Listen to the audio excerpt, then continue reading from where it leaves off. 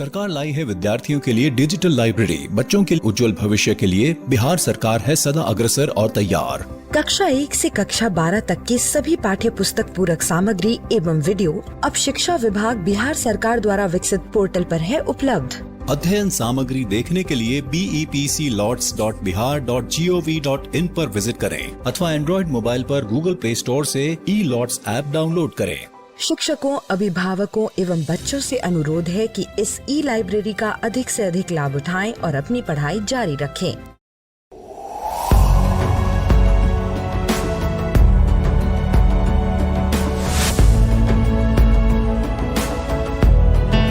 नमस्कार। आप शिक्षकों द्वारा दी गई अच्छी शिक्षा से आज लाखों विद्यार्थी इनोवेशंस कर रहे हैं। उन सभी को इंस्पायर अवार्ड्स मानक में हिस्सा लेने प्रोत्साहित कीजिए। करना है इतना कि आपके विद्यालय के 6ठी से 10वीं कक्षा के छात्र और छात्राएं साइंस और टेक्नोलॉजी पर आधारित अपने इनोवेटिव आइडियाज आपके पास जमा करें ताकि वो DST और NIF द्वारा आयोजित इंस्पायर अवार्ड्स मानक प्रतियोगिता में हिस्सा ले सकें। 1 लाख छात्रों को 10-10 हजार रुपए मिलेंगे अपने आइडियाज को प्रोटोटाइप्स बनाने के लिए। फिर छात्र डिस्ट्रिक्ट, स्टेट और नेशनल लेवल पर अपने इनोवेशंस को दिखाएंगे। फिर प्राइजेस और सम्मान पाएंगे। तो आज ही अपने स्टूडेंट्स को हिस्सा दिलवाएं इंस्पायर अवार्ड्स मानक में।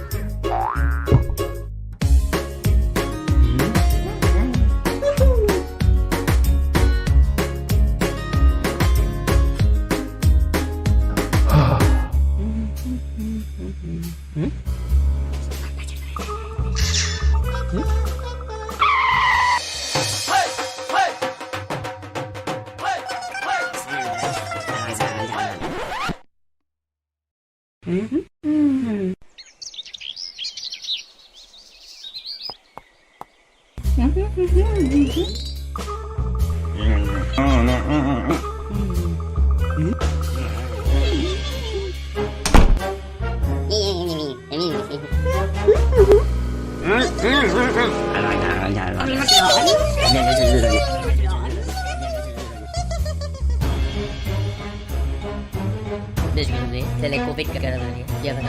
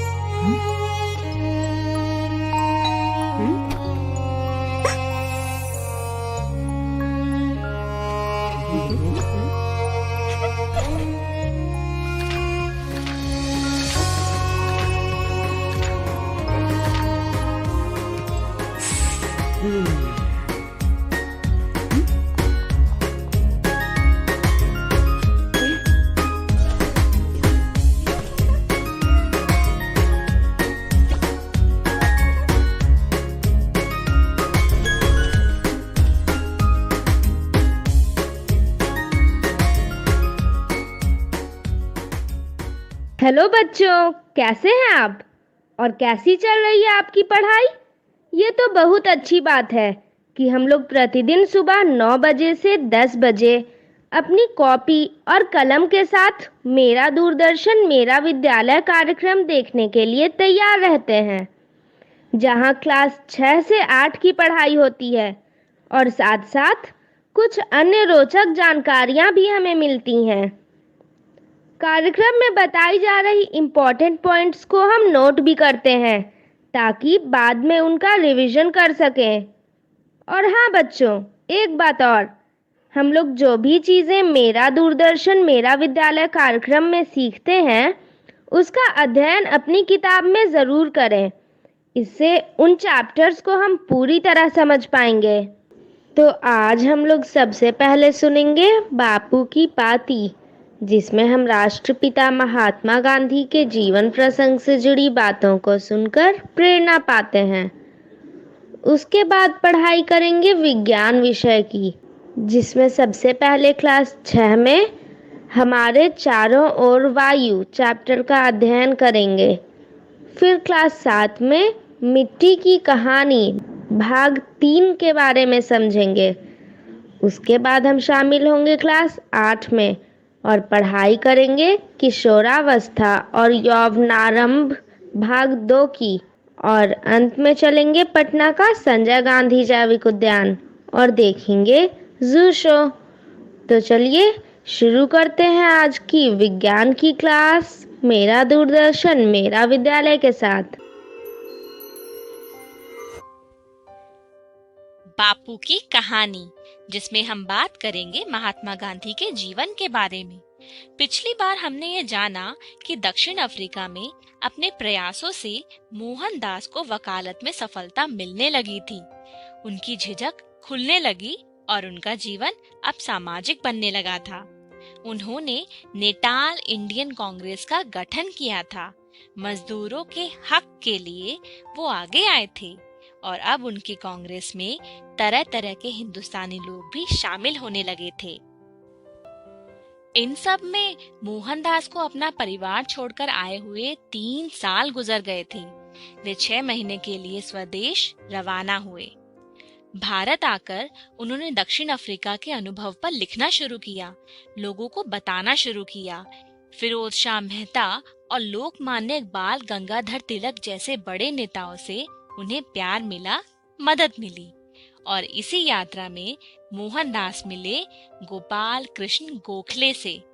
आगे जाकर गोखले उनके राजनीतिक गुरु बन गए।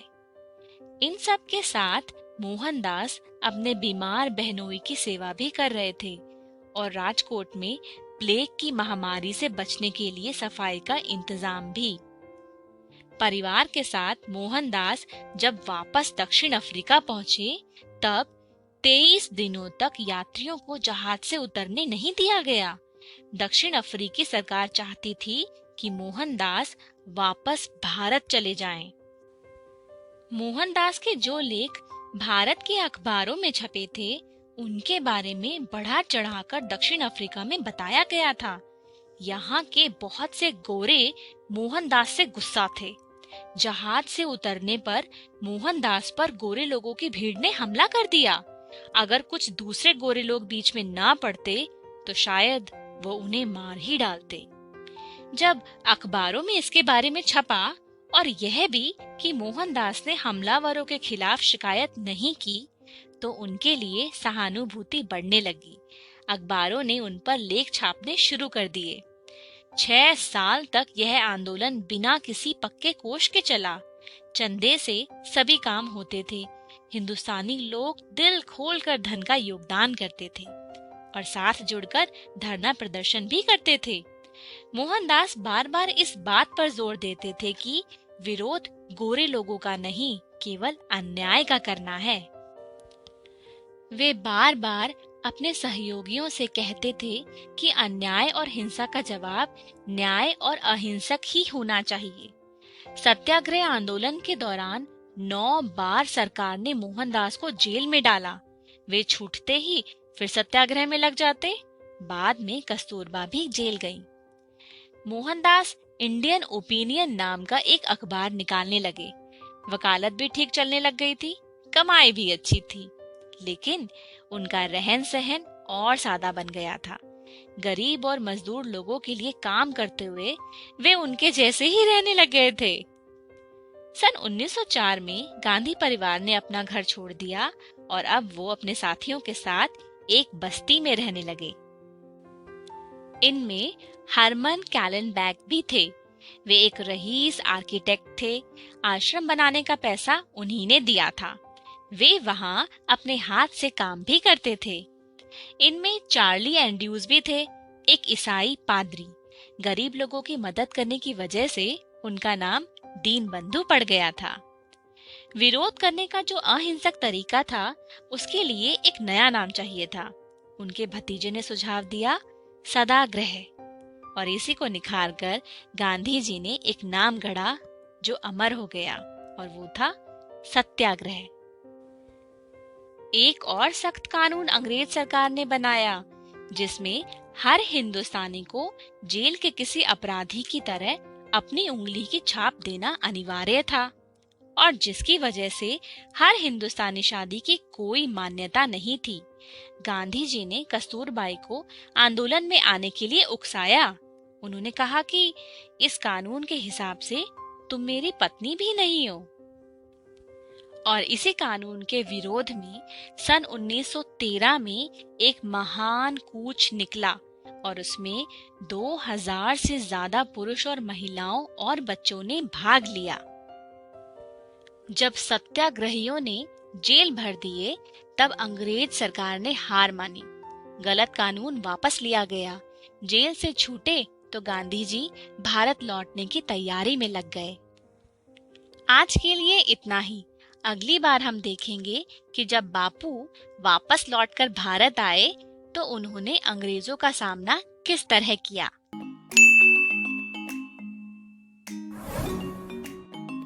अंकित और पवन के स्कूल में विज्ञान प्रदर्शनी होने वाली थी। दोनों ने इस प्रदर्शनी में मिलकर भाग लेने का फैसला किया। उन्हें वायु से संबंधित एक प्रयोग दिखाना था। आज पवन अंकित के घर आया हुआ है, यह चर्चा करने के लिए कि वे इस प्रदर्शनी के लिए क्या प्रोजेक्ट बनाएंगे। अरे पवन, तुम आ गए? बैठो, मैं पानी लाता हूँ। नहीं अंकित, तुम भी बैठो। अंकित, इस बार हम वायु के प्रयोग से ऐसा मॉडल बनाएंगे जिससे सब आश्चर्यचकित हो जाएं। हाँ बिल्कुल, लेकिन पवन, मुझे तो कुछ खास सूझ ही नहीं रहा है। हम वायु से संबंधित क्या प्रयोग बनाएंगे? यही तो आज चर्चा करनी है। अच्छा, क्या हम ये दिखा सकते हैं कि वायु गर्म होने पर फैल जाती है और ठंडी होने पर सिकुड़ जाती है? जैसे अगर हम यह दिखाएं कि एक गुब्बारे में हवा भरें और फिर उसे कस के बांधकर फ्रिज में रख दें, तो कुछ घंटों बाद गुब्बारा सिकुड़ जाएगा, और यदि हम उसे वापस धूप में रख दें तो फिर से पहले जैसा फूल जाएगा। गुब्बारे का फूलना और सिकुड़ना वायु के फूलने और सिकुड़ने को दर्शाता है। वाह, अच्छा सुझाव है, लेकिन ये बहुत छोटा प्रयोग है और आसान भी। हम इसके साथ कुछ और भी बनाएंगे। हम ये दिखा सकते हैं कि वायु में धूल के कण भी होते हैं। अंकित, यह तो टीचर ने खुद करके दिखाया था, खिड़की से आती हुई धूप की किरणों के द्वारा, जिसमें हमें छोटे छोटे चमकीले से कण दिख रहे थे। हाँ, याद आया। मैं सोच रहा हूँ कि हम वायु के संघटक क्या हैं, ये सिद्ध कर सकते हैं। हाँ, ये मजेदार है। इस पर कुछ चर्चा करते हैं। देखो, अगर हम फ्रिज से एक पानी की बोतल निकाल कर बाहर रखें तो उसकी बाहरी ओर भी पानी की एक परत बनने लगती है। बोतल बंद होगी तब भी। इससे साबित होता है कि हवा में जल वाष्प होता है। इसी की वजह से बारिश होती है। पवन रसोई घर से पानी का गिलास लेकर आता है। अच्छा अंकित, एक काम करो, इस गिलास से अपना मुंह और नाक ऐसे ढको कि पूरा मुंह ढक जाए, और खाली जगह पे ये कपड़ा लगा लो और जोर जोर से सांस लो। अंकित को कुछ ही देर में सांस लेने में दिक्कत होने लगती है। वह अपने मुंह से झट से गिलास हटा देता है। पवन, मेरा दम घुट रहा था। अंकित, तुम्हारा दम इसलिए घुट रहा था क्योंकि हम हवा को सांस के रूप में उसमें उपस्थित ऑक्सीजन को लेते हैं। ग्लास में ऑक्सीजन सीमित मात्रा में थी। कुछ देर बाद वो खत्म होने से तुम्हें दम घुटने का एहसास होने लगा, क्योंकि ग्लास में अभी भी हवा तो थी लेकिन ऑक्सीजन नहीं थी। उसकी जगह तुम्हारी सांस से छोड़ी जाने वाली कार्बन डाइऑक्साइड यानी CO2 ने ले ली। शायद इसीलिए हमें खुले और साफ सुथरे वातावरण वाली जगहों पर सांस लेना अच्छा लगता है, क्योंकि वहाँ ऑक्सीजन की उपलब्धता सुगम होती है। वैसे तो मैंने पढ़ा है कि वायुमंडल में ऑक्सीजन दूसरी सबसे ज्यादा मात्रा वाली गैस है, नाइट्रोजन। जो कि वायु में सबसे ज्यादा पाई जाती है। वह बहुत स्थिर गैस होती है और जल्दी दूसरी वस्तुओं से प्रतिक्रिया नहीं करती, इसीलिए उसकी मात्रा अधिक बनी रहती है। तुम बिल्कुल ठीक समझे। जहाँ वायु प्रदूषण ज्यादा हो या आग लगी हो, वहाँ भी हमारा दम घुटने लगता है, क्योंकि वायु के साथ शरीर में हानिकारक तत्व और जहरीली गैसें भी जाने लगती हैं। क्यों ना ये भी हम प्रयोग करके देखें? मैं समझ गया, रुको मैं अभी आया। अंकित दौड़कर एक प्लेट, 2 मोमबत्ती लेकर आता है और दोनों प्रयोग शुरू करते हैं। अंकित प्लेट में मोमबत्ती को जलाकर लगा देता है। पवन उसमें धीरे से पानी डालता है ताकि आधी प्लेट भर जाए। अब अंकित धीरे से मोमबत्ती को शीशे के गिलास से ढक देता है। थोड़ी ही देर में मोमबत्ती फड़फड़ाकर बुझ जाती है। ये देखो, जल सतह ग्लास में ऊपर हो गई, यानी जितनी भी ऑक्सीजन जल गई उतनी जगह पानी ने भर दी। और देखो, गिलास में कुछ उजला धुआं भी भर गया है। ये शायद कार्बन डाइऑक्साइड या जहरीली गैसों का मिश्रण है। क्या बढ़िया और मजेदार प्रयोग था। क्या तुमने देखा है कि जब हम लकड़ी जलाते हैं तो उसमें से काला धुआं निकलता है। ये धुआं कई गैसों का मिश्रण होता है, जिसमें कार्बन डाइऑक्साइड यानी CO2 मुख्य गैस होती है। हाँ, मैंने टीवी पे समाचार में सुना था कि दिल्ली, लखनऊ जैसे शहरों में प्रदूषण, जिसमें ज्यादातर कार्बन डाइऑक्साइड होती है, अक्सर बढ़ जाती है, जिसके कारण सांस लेने में तकलीफ और कम दूरी तक दिखाई पड़ता है। सर्दियों में धुंध या कोहरा छा जाने से हमारी दृष्टि सीमा और भी कम हो जाती है। बिल्कुल ठीक। यह भी कि जब हम आसमान में ऊपर जाते हैं तो वायु और ऑक्सीजन की मात्रा कम होती जाती है, इसलिए पहाड़ों पर सांस लेना मुश्किल होता है। अच्छा, अब वायु के संगठन के बारे में बहुत बात हो गई। अब हमें अपने विज्ञान प्रदर्शनी पे ध्यान देना चाहिए। क्यों ना हम मोमबत्ती की जगह कोई लकड़ी या पूजा में इस्तेमाल वाले कपूर को जलाए और नीचे पानी की जगह कोई केमिकल का इस्तेमाल करे, जिसमें कार्बन डाइऑक्साइड घुलकर रंग बदल ले। वाह पवन, आइडिया तो अच्छा है। हमारा प्रयोग सबसे अच्छा होगा। इसके लिए हमें टीचर की मदद लेनी चाहिए। हाँ बिल्कुल, ये प्रयोग शायद बहुत लोगों ने किया हो, पर कुछ परिवर्तन कर हम इस प्रयोग से काफी कुछ प्रतियोगिता में दिखा पाएंगे। चलो, अब पढ़ाई बहुत हुई। सभी सामान जगह पर वापस रख देते हैं और खेलने चलते हैं। मिट्टी की कहानी भाग 3। पिछले वीडियो में आपने मिट्टी के प्रकार और मिट्टी के गुणों के बारे में जाना। मिट्टी जीवन का स्रोत है। मिट्टी के बिना न पेड़ पौधे उग सकते हैं, न ही किसान खेती कर सकता है। हमने ये भी सीखा कि मिट्टी में खनिज, पत्थर, कीड़े इत्यादि होते हैं। इस वीडियो में मिट्टी के कुछ और पहलुओं को जानेंगे। मैं आपको केरल के वायनाड ले चलती हूँ। यहाँ बिजू अपनी बहन शीना के साथ मिट्टी में खेल रहा है। इस वीडियो का उद्देश्य मिट्टी में नमी और अलग प्रकार के मिट्टी द्वारा जल का अवशोषण या अब्जॉर्प्शन के बारे में जानना है। मिट्टी में खेलने का मजा ही अलग है। और देखो, मैं थोड़ी रेत भी लाई हूँ। चलो इस रेत से घर बनाएंगे और ये चिकनी मिट्टी से गुड्डा गुड़िया बनाएंगे।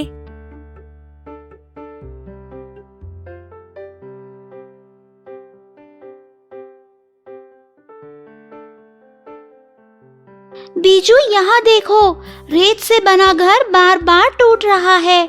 इस रेत में ज्यादा गीलापन नहीं है। थोड़ा पानी और डालो। देखते हैं कि ऐसा करने से यह रेत का घर मजबूत बनता है या नहीं। चलो मैं थोड़ा सा पानी डालकर देखता हूँ, क्योंकि अगर ये चिकनी मिट्टी की तरह गीला हो गया तो ये रेत का घर खराब हो जाएगा। देखो बीजू, कितना अच्छा घर बन गया। बच्चों जल्दी आओ और खाना खाओ। तुम दोनों को शाम को बाहर भी जाना है। चलो बीजू, माँ बुला रही है। वाह, तुमने चिकनी मिट्टी से कितना अच्छा खिलौना बनाया है। हाथ कितने चिपचिपे हो गए। चलो साबुन से धो लेते हैं। इस खिलौने को मैं सूखने के लिए तुम्हारे रेत के घर के साथ रख देता हूँ। शीना, तुम्हारा रेत का घर फिर से टूट गया। और ये क्या? इस रेत में नमी ही नहीं है। लगता है इसीलिए ये घर टूट गया। तुम्हारा खिलौना तो नहीं टूटा बीजू, मगर देखो यह खिलौना भी सूख सा रहा है। लगता है नमी खत्म हो रही है। तुम सही कह रही हो। ये दोनों धूप में थे। रेत का घर तो पूरा टूट गया और मेरा खिलौना अभी भी सूख रहा है। तुमने देखा होगा कि जब बारिश होती है तो हमारा आंगन गीला हो जाता है और कुछ घंटों के बाद सब सूख जाता है। क्या इसका मतलब है कि मिट्टी में नमी होती है? क्या ये नमी धूप या गर्मी की वजह से सूख जाती है? हाँ, मिट्टी में नमी होती है। बच्चों, आ जाओ, थोड़ी देर आराम करो। आपको शाम में पुष्प प्रदर्शनी में जाना है। चलो, माँ बुला रही है। जब तक बच्चे आराम करेंगे, हम एक छोटा सा प्रयोग करते हैं। 2 कांच के गिलास लें। इन दोनों में थोड़ी मिट्टी डालें। एक गिलास को एक जगह पर रखें। दूसरा गिलास लें और इसे थोड़ी देर के लिए उबालें। आपने क्या देखा? बच्चों, जल्दी तैयार हो जाओ। पुष्प प्रदर्शनी सिर्फ 8 बजे तक ही खुली है। आ रहे हैं अच्छा। बीजू जल्दी करो।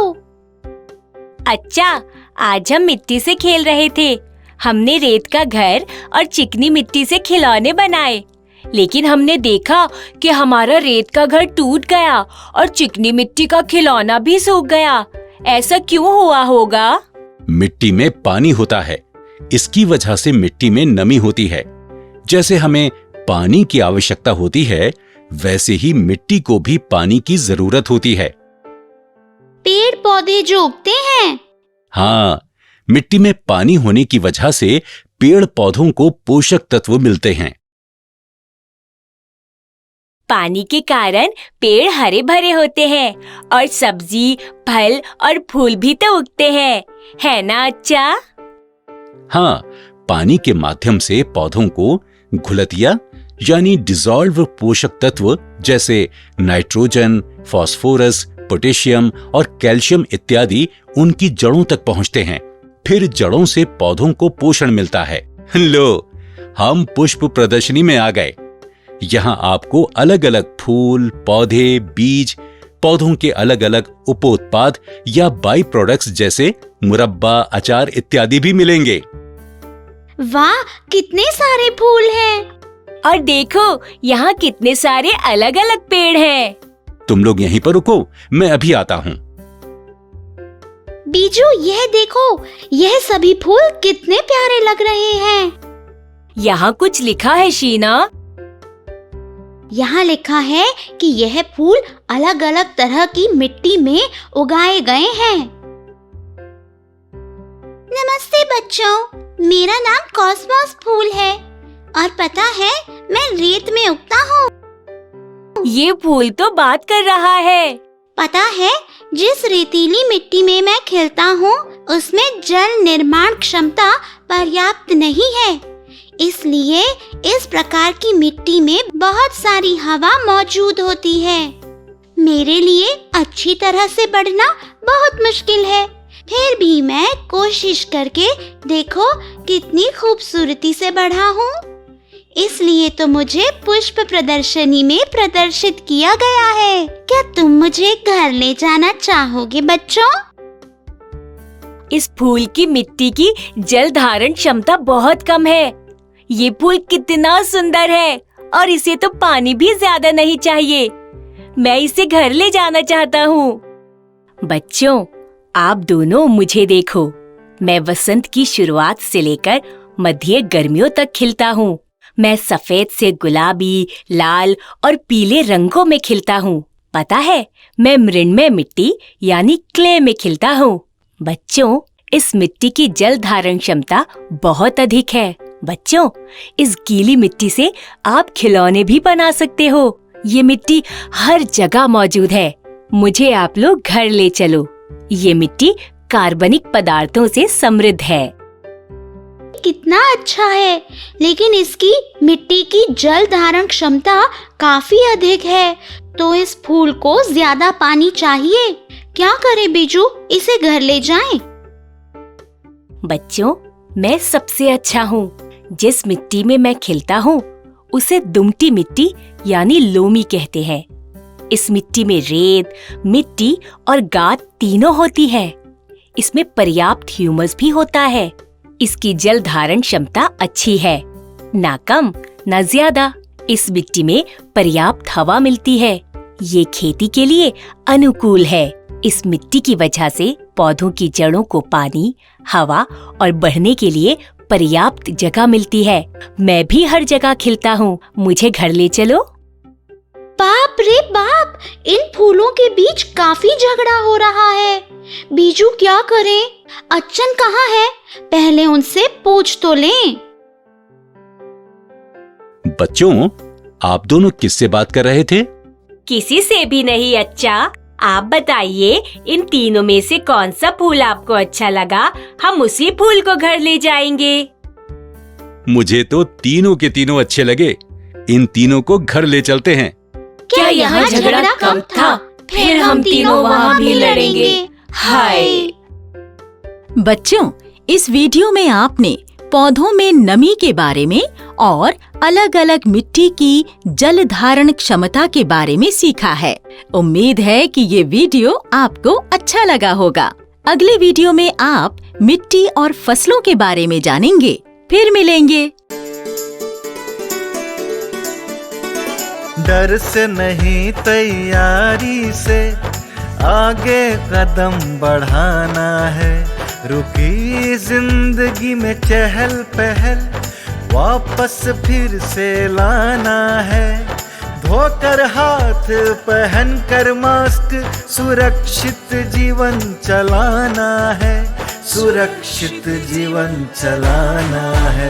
डर कर नहीं, तैयारी से आगे कदम बढ़ाना है। डर कर नहीं, तैयारी से आगे कदम बढ़ाना है। रखेंगे 2 गज की दूरी, सबको पौष्टिक आहार खिलाएंगे।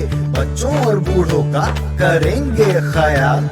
रोगी नहीं, रोग से लड़ कोरोना को हराएंगे। स्वास्थ्य केंद्र फिर से खुल गए, जिनका लाभ उठाना है। रुकी जिंदगी में चहल पहल वापस फिर से लाना है। धोकर हाथ, पहन कर मास्क, सुरक्षित जीवन चलाना है। सुरक्षित जीवन चलाना है। डर कर नहीं, तैयारी से आगे कदम बढ़ाना है। डर कर नहीं, तैयारी से आगे कदम बढ़ाना है। टीकाकरण की शुरुआत हो गई है, पर पहले की तरह हमें मास्क लगाना और 2 गज की दूरी बनाए रखना अभी भी जरूरी है। स्वास्थ्य विभाग और सूचना एवं जनसंपर्क विभाग बिहार सरकार द्वारा जनहित में जारी। जीतेगा बिहार।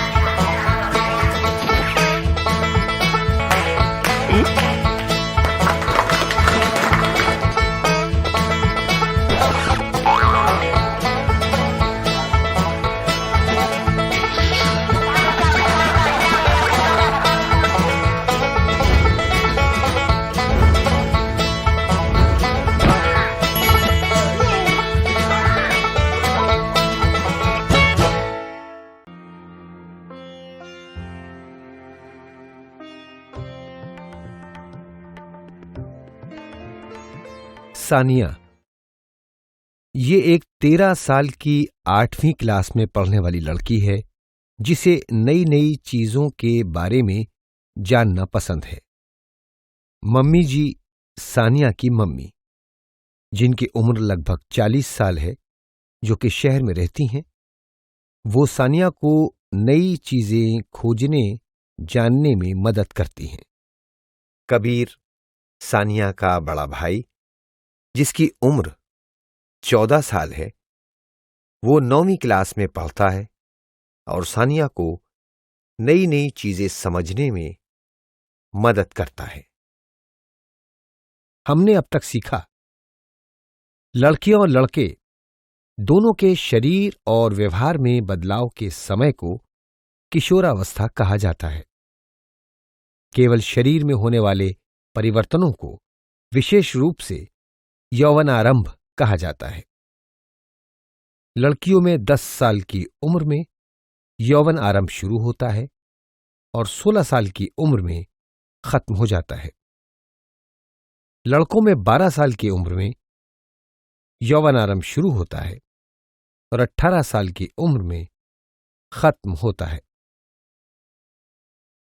हालांकि ये सब व्यक्तियों में एक समान नहीं होता, एक से दूसरे व्यक्ति में अलग अलग हो सकता है। यौवन आरंभ होने का संकेत चेहरे और जघन बालों का बढ़ना है, लंबाई या कद का बढ़ना और हड्डियों में चौड़ापन आना। त्वचा भी बदलती है और लड़कियों और लड़कों के त्वचा पर मुहांसे हो सकते हैं। आमतौर पर जवान होने तक ये अपने आप ठीक हो जाते हैं। दोनों लिंग अपने शरीर में बदलाव का अनुभव करते हैं क्योंकि उनके यौन अंग बढ़ते हैं। पुरुष लिंग जैसे वृषण और लिंग पूरी तरह से बदलते हैं। वृषण भी शुक्राणुओं का उत्पादन करते हैं। लड़कियों में अंडाशय बड़े होते हैं और अंडे परिपक्व होना शुरू होते हैं। साथ ही अंडाशय परिपक्व अंडे जारी करना शुरू कर देते हैं। इसलिए लड़कियों में भी हर महीने मासिक धर्म शुरू हो जाता है। लड़के और लड़कियां दोनों व्यवहारिक बदलाव से गुजरते हैं। वे अपने शारीरिक बदलाव के कारण डर और अस्थिरता महसूस करते हैं। न तो बच्चे और न ही पूरी तरह से जवान होने के कारण वे उलझन में रहते हैं और दोस्तों के साथ ज्यादा समय गुजारना पसंद करते हैं। यह संग्रहालय हमारे घर के इतना करीब है, फिर भी हम इसे देखने इतने कम दफा आए हैं, है ना? क्योंकि शनिवार को हमारे पास बहुत सारे काम हैं और रविवार को संग्रहालय बंद रहते हैं। हमें और समय बर्बाद नहीं करना चाहिए। मैं उस खंड में जाना चाहती हूँ जहाँ मानव शरीर रचना विज्ञान पर वीडियो है। जरूर, चलो चलें। सानिया, यहाँ देखो, उनके पास मानव जीवन के विभिन्न चरणों पर वीडियो है। इसमें से एक किशोरावस्था के बारे में भी है। आइए हम इसे सुनते हैं। यह सच में एक दिलचस्प वीडियो है। मुझे यह सोचने में मजेदार लगता है कि सभी लड़कों और पुरुषों के गले में कंठमणि यानी एडम्स एप्पल होता है। दोस्तों, क्या आपको कंठमणि यानी एडम्स एप्पल के बारे में कुछ पता है? इसके लिए आप 2 मिनट का समय ले सकते हैं।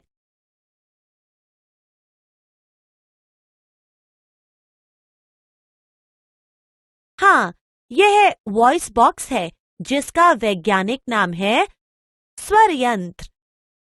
लड़कों और लड़कियों दोनों में स्वर यंत्र होते हैं।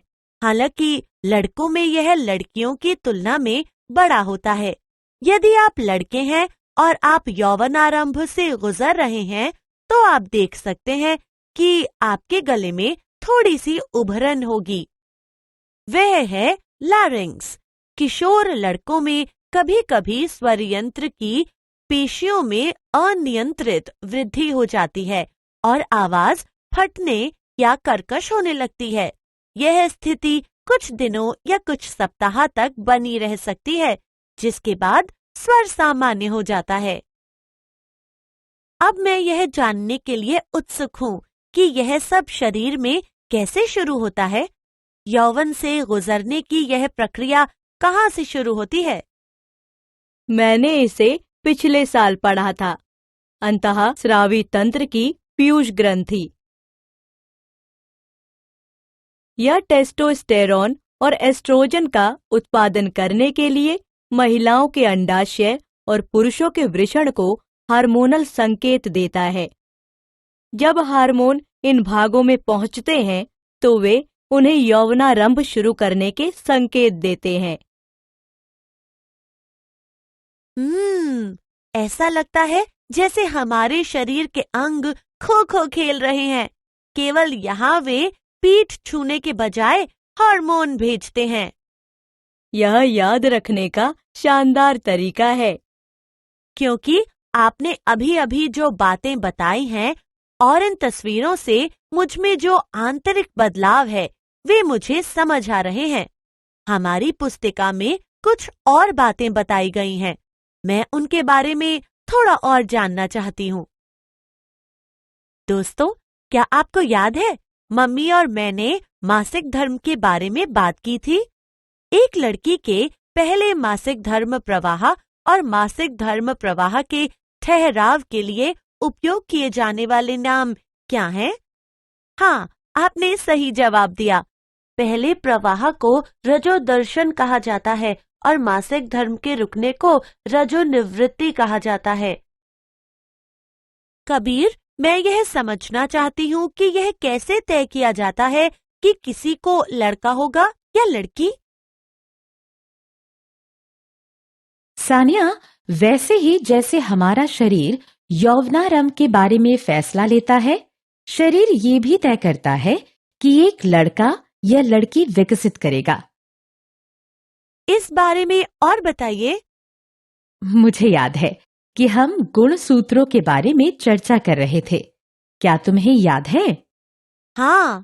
सभी मनुष्य में अपनी कोशिकाओं के नाभिक में गुण सूत्र के 23 जोड़े होते हैं। इनमें से 2 गुणसूत्र लिंग गुणसूत्र होते हैं, जिनका नाम X और Y है। एक मादा में 2 X गुणसूत्र होते हैं, जबकि एक पुरुष में एक X और एक Y गुणसूत्र होता है। युग्मक यानी अंडाणु और शुक्राणु में गुणसूत्र का केवल एक जोड़ा होता है। अनिषेचित अंडे में हमेशा एक X गुणसूत्र होता है, लेकिन शुक्राणु 2 तरह के होते हैं। एक X गुणसूत्र होता है और दूसरा Y गुणसूत्र होता है। आगे का मैं बताऊं? हाँ, क्यों नहीं। यदि एक शुक्राणु जिसमें Y गुणसूत्र होता है वह अंडे को निषेचित करता है तो XY मतलब एक लड़का मिलता है, और अगर एक शुक्राणु जिसमें X गुणसूत्र होता है वह अंडे को निषेचित करता है तो हमें XX मतलब लड़की मिलती है। ओह, तो पुरुष शुक्राणु एक लड़की या लड़का होने के लिए जिम्मेदार है। यह दिलचस्प है। लड़की हो या लड़का, मुझे बच्चे पसंद हैं। वे बहुत प्यारे होते हैं, है ना मम्मी? बिल्कुल। हमें कभी भी लड़के या लड़की में भेदभाव नहीं करना चाहिए। उन्हें हमेशा समान अवसर दिया जाना चाहिए। जैसे आप करती हैं। हाँ, आप क्या खाते पीते हैं इसका ध्यान रखना बहुत जरूरी है। साथ ही उचित व्यायाम बेहद जरूरी है। याद रखो बच्चों, ये एक ऐसी उम्र है जहां आपके साथी आपको धूम्रपान या शराब पीने की कोशिश करने और नशे की चीजों का सेवन करने के लिए कह सकते हैं। सोचें कि आपके लिए क्या महत्वपूर्ण है, इन पदार्थों की बुरी लत पालना या एक अच्छा और स्वस्थ जीवन। मुझे विश्वास है कि आप हमेशा सही रास्ता चुनेंगे। हम हमेशा सावधान रहेंगे मम्मी। हमने अध्याय में सीखा, लड़कों में लड़कियों की तुलना में बड़ी ग्रंथि होती है। इसे वॉइस बॉक्स या एडम्स एप्पल भी कहा जाता है। लड़कों में कुछ हफ्तों तक गले में भारीपन का एहसास होता है, जिसके दौरान उनकी आवाज बदल रही होती है और कुछ समय बाद उनकी आवाज बदलकर भारी हो जाती है। अंतःस्रावी तंत्र की पीयूष ग्रंथि क्रमशः टेस्टोस्टेरोन और एस्ट्रोजन जारी करने के लिए पुरुष वृषण और महिला अंडाशय को हार्मोनल संकेत भेजती है। जब वृषण और अंडाशय इस संकेत को प्राप्त करते हैं तो वे हार्मोनों को छोड़ते हैं, जिसका मतलब है कि शरीर प्रजनन के लिए तैयार होना शुरू हो जाता है। महिलाओं को 10 से 50 की उम्र में मासिक धर्म चक्र होता है। पहला प्रवाह रजोदर्शन कहलाता है, जबकि मासिक धर्म चक्र का रुक जाना रजो निवृत्ति कहलाता है। रजो निवृत्ति के बाद महिला बच्चे पैदा नहीं कर सकती, जबकि पुरुष के जीवन में बहुत बाद तक शुक्राणु पैदा हो सकते हैं। एक बच्चे का लिंग गुणसूत्रों द्वारा निर्धारित किया जाता है। XY गुणसूत्र एक शिशु लड़का बनाता है, जबकि XX गुणसूत्र एक लड़की बनाता है। शुक्राणु का गुणसूत्र ये तय करता है कि बच्चा लड़का होगा या लड़की, क्योंकि अंडाशय में केवल XX गुणसूत्र होते हैं। शरीर इतने सारे परिवर्तनों से गुजर रहा है, तो कैसी भी कमियों को पूरा करने में आहार महत्वपूर्ण होता है। मांस, अंडा, दूध, सब्जियां, दालें प्रोटीन, विटामिन और कार्बोहाइड्रेट के महत्वपूर्ण स्रोत हैं। इनका नियमित सेवन करना चाहिए। तंदुरुस्त रहने के लिए व्यायाम भी आवश्यक है। खुले मैदान में खेलकूद में मजा भी आता है और स्वास्थ्य भी अच्छा रहता है। सिगरेट, शराब और ड्रग्स जैसे नशीले पदार्थों से दूर रहना चाहिए, वरना वे आपके शारीरिक और मानसिक विकास पर बुरा प्रभाव डालते हैं।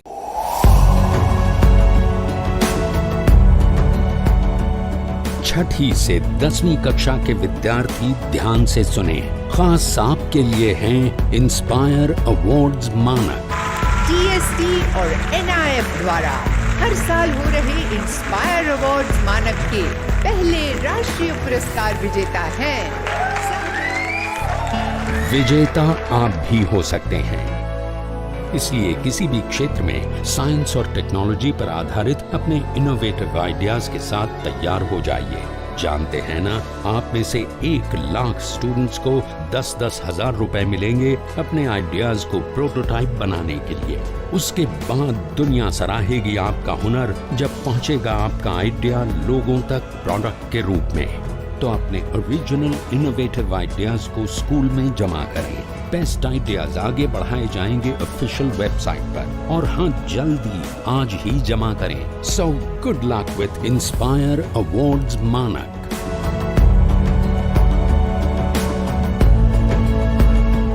तो बच्चों, जैसा कि मैंने पहले ही बताया था कि आज हम लोग शुरू करेंगे जू शो।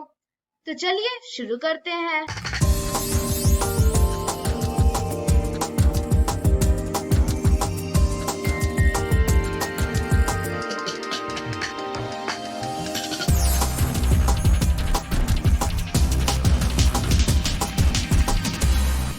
संजय गांधी जैविक उद्यान के जू आउटरीच प्रोग्राम में एक बार फिर आपका स्वागत है।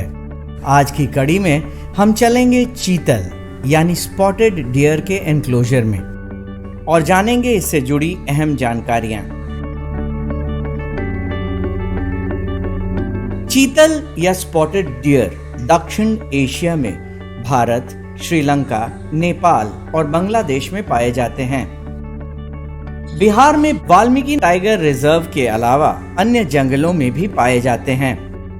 चीतल देखने में अत्यंत मनोहारी दिखते हैं और ज्यादातर बड़े समूहों में विचरण करते हैं। एक समूह में 5 से 200 तक चीतल साथ होते हैं।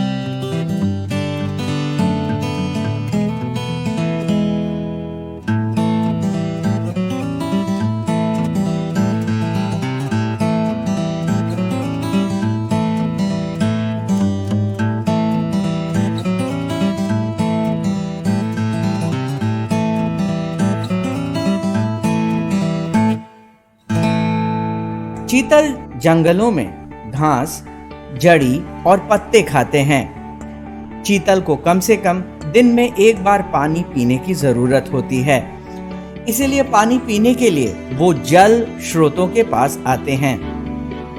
जैविक उद्यानों में बच्चों को स्पॉटेड डियर बहुत भाता है। इस जैविक उद्यान में इनका प्रजनन हो रहा है और इनकी संख्या में लगातार वृद्धि हुई है। जो इनका इनक्लोजर है, जैसा आप देख सकते हैं, काफ़ी बड़ा इनक्लोजर है। इसको नेचुरलिस्टिक बनाया गया है, जिसमें काफ़ी सारे वृक्ष भी हैं और इनकी संख्या यहाँ पर पटना जू में लगभग 80 के पास है और ये काफ़ी प्रोलिफिक ब्रीडर होते हैं। चीतल का जो डिस्ट्रीब्यूशन है इंडिया में, ये लगभग पूरे भारतवर्ष में सभी तरह प्रकार के जंगलों में पाया जाता है और ये टाइगर का एसेंशियल कंपोनेंट है उनके फूड चेन का। चीतल का जो औसत आयु होता है लगभग 14 साल होता है। इनका जो गेस्टेशन पीरियड है वो लगभग 140 से 150 दिन का होता है। चीतल जो फीमेल होती है वो 3 से 4 साल में गर्भ को ग्रहण कर सकती है और एक बार में एक ही बच्चे को जन्म देती है। ये हर्बीवोर हैं, शाकाहारी हैं और पत्ते और घास वगैरह खा करके अपना गुजारा करते हैं। मेल होते हैं चीतल में, इनमें एंटलर्स पाया जाता है जो जिन्हें ये प्रतिवर्ष शेड कर देते हैं और फिर से वो नया निकल आता है। ये सॉलिड होता है और हॉर्न से अलग होता है। फीमेल में एंटलर्स नहीं पाए जाते हैं। बारहसिंघा यानी स्वैम्प डियर उत्तर भारत के तराई इलाकों में पाए जाते हैं। ब्रह्मपुत्र नदी के किनारे और मध्य भारत में साल के जंगलों में इनका निवास स्थान है। नेपाल, उत्तर प्रदेश, आसाम और मध्य प्रदेश के कुछ इलाकों में बारहसिंघा को आप देख सकते हैं। इनकी ऊंचाई 120 से 135 सेंटीमीटर तक होती है और नर का वजन 170 से 280 किलोग्राम और मादा का वजन 130 से 145 किलोग्राम तक होता है। इनकी लंबाई 5 फीट से 6 फीट तक होती है। बारहसिंघा यानी स्वैम्प डियर चीतल के तरह ही देखने में बहुत आकर्षक होते हैं। ये घास, पत्ते और फूल फल खाते हैं। ये बारहसिंघा बिल्कुल एक हिरणों में अलग तरह का पाया जाता है। ये पूरे नॉर्थ इंडिया और सेंट्रल इंडिया में पाया जाता है। ये शाकाहारी एक प्राणी है। ये प्रमुख रूप से दलदली क्षेत्रों में रहना पसंद करता है और ये उस जगह पे रहते हैं जहाँ पे छाया हो, दलदल हो, पानी हो, उस जगह को काफ़ी पसंद करते हैं। ये बारहसिंघा का जो है गर्भकाल इसका जो होता है, प्रजनन जो होता है, नवंबर से दिसंबर तक ये अपने शावक को जन्म देते हैं। लगभग 240 दिन के आसपास इनका गर्भधारण का समय होता है। इनका जो रट कॉल होता है, जो कभी ये भयभीत होते हैं या किसी प्रकार के इनको मन में आशंका होती है, किसी तरह का ये महसूस करते हैं, तो एक अजीब तरह का आवाज़ निकलता है जो और हिरणों की प्रजाति से इनको भिन्न रूप प्रदान करता है, जिसे रट कॉल भी कहते हैं। और ये एक अपने मादा को आकर्षण करने का भी इनका एक तरीका होता है कॉल करने का, जो अपने कॉल करके मादा को अपने पार आकर्षित करते हैं और उनके साथ प्रजनन करते हैं। नर बारहसिंगा में ही सींग देखने को मिलता है, जो 1 मीटर की लंबाई तक बढ़ता है और उसमें 10 से 14 शाखाएं होती हैं, जिससे इसका नाम बारहसिंगा पड़ा। आज के एपिसोड में बस इतना ही। अगली कड़ी में फिर मिलेंगे एक नए जानवर के एनक्लोजर में। तब तक के लिए नमस्कार।